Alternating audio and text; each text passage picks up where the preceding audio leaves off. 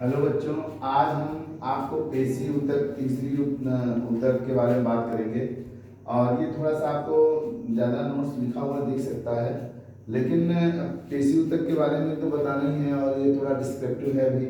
तो पेशी ऊतक को मस्कुलर टिश्यू भी कहते हैं और ये हमारे ऊतक बाह्य त्वचा, जो हमारी बाहरी त्वचा होती है, और कंकाल, कंकाल माने हड्डी, बाह्य त्वचा और कंकाल के मध्य पाई जाने वाली ऊतक होती है। और यह संकुचनशील होती है। यह ऊतक हमारी कैसे होती है? संकुचनशील। देखिए हमारे हाथ की जो चमड़ी है, ऐसे आप ऐसे फैला लेते हैं, सिकुड़ लेते हैं, टाइट कर लेते हैं, फैल रही है, सिकुड़ रही है, नहीं होती है। ये संकुचनशील होती है और इन कोशिकाओं में लंबे तंतु के रूप में पाए जाते हैं। कोशिकाएं कैसी पाई जाती हैं? लंबी लंबी तंतु के रूप में, फाइबर्स के रूप में। और ये पेशी ऊतक को हम 3 भागों में बांटते हैं, लेकिन कैसे? उनकी संरचना और उनके कार्य के आधार पर। पेशी ऊतक को हम किसके आधार पर? उनकी संरचना और कार्य के आधार पर 3 भागों में बांटते हैं। पहला है रेखिक पेशियां, दूसरा अरेखिक पेशियां, तीसरा है हृदय पेशियां। ठीक, तो सबसे पहले रेखिक पेशियां, जिसे स्ट्रेटेड मस्कुलर टिश्यू भी कहते हैं। यह शरीर में कुछ ऐसी पेशी होती है हमारे शरीर में जो हमारी जीवधारी के इच्छा के अनुसार फैलती, सिकुड़ती या कंट्रोल होती है।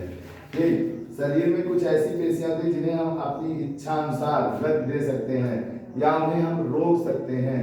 तब ऐसी पेशियों को हम ऐच्छिक पेशियां या वॉलेंट्री मस्कुलर टिश्यू भी कहते हैं, जिसको हम कोई भी जीव अपनी इच्छा अनुसार अपनी मांसपेशियों को फैला सके, ऐसे सीना चौड़ा कर सके, उड़ा सके, बाइसेप ट्राइसेप घुमा सके।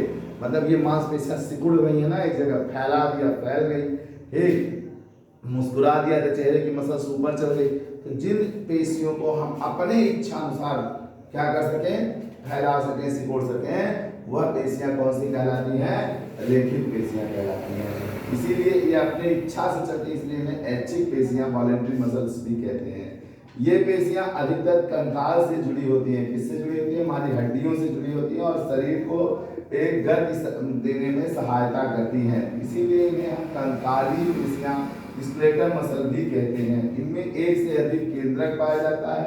प्रत्येक तंतु एकांतर क्रम में व्यवस्थित होते हैं तथा हल्के रंग की पट्टियां पाई जाती हैं। मतलब ये इनके पेशियों में केंद्रक उपस्थित ही होता है और ये प्रत्येक तंतु के एकांतर क्रम में, एकांतर मतलब यहाँ लगे हैं, यहाँ नहीं, यहाँ लगे हैं, यहाँ नहीं, एक गैप करके लगे होते हैं और हल्के रंग की पट्टियां देखने को मिलती हैं। हाथ पैर शरीर की गतियां चल रहे हैं, ठीक, मुंह से बोल रहे हैं, हाथ हमारा चल रहा है, ये सब किस पेशियों के कारण हो रहा है? रेखिक पेशियों के कारण। ये शरीर के लगभग 40% भाग बनाती हैं रेखिक पेशियां। अब आता है अरेखिक पेशियां, जिसे अनस्ट्रेटेड मस्कुलर टिश्यू कहते हैं। ठीक, जिसे हम लोग अनस्ट्रेटेड मस्कुलर टिश्यू भी कहते हैं। तो ऐसी पेशियां जो हमारे इच्छा अनुसार या जीवधारी की इच्छा अनुसार क्या ना हो, कार्य करें, ठीक, उन्हें हम लोग क्या कहते हैं? अनैच्छिक पेशियां कहते हैं। जो हमारी इच्छा न हो फिर भी वो काम करते रहे। जैसे खाना कभी खा लिया, भोजन कर लिए, तो पेट में देखिए गुड़गुड़ गुड़गुड़ होता है, कभी कभी होता रहता है ना, तो वो कौन सी पेशियों का काम है? अरेखिक पेशियों का काम है। जैसे आहार नाल में भोजन का प्रवाह, मैंने उदाहरण दे दिया। ये कोशिकाएं पतली लंबी तर के आकृति की होती हैं और प्रत्येक कोशिका सार्कोलेमा से घिरी होती है। प्रत्येक कोशिका किससे घिरी होती है? सार्कोलेमा से।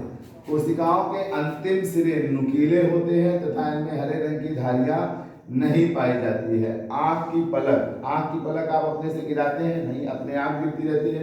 आंख की पलक, मूत्र वाहिनी, पेशाब का रास्ता, फेफड़े के श्वसनांगों में, फेफड़े की जो अंदर सांस जाती है, श्वसनांग पाए जाते हैं, उसकी बात कर रहा, उनमें अरेखित पेशियां ही पाई जाती हैं। अब आता है तीसरा हृदय पेशियां, हृदय की बात करता है। ये पेशियां जीवन भर क्रमबद्ध रूप से प्रसार और संकुचन करती रहती हैं। ये पेशियां जीवन भर, पूरी लाइफ भर, किससे? क्रमबद्ध तरीके से प्रसार, प्रसार माने फैलाव और संकुचन माने सिकुड़ना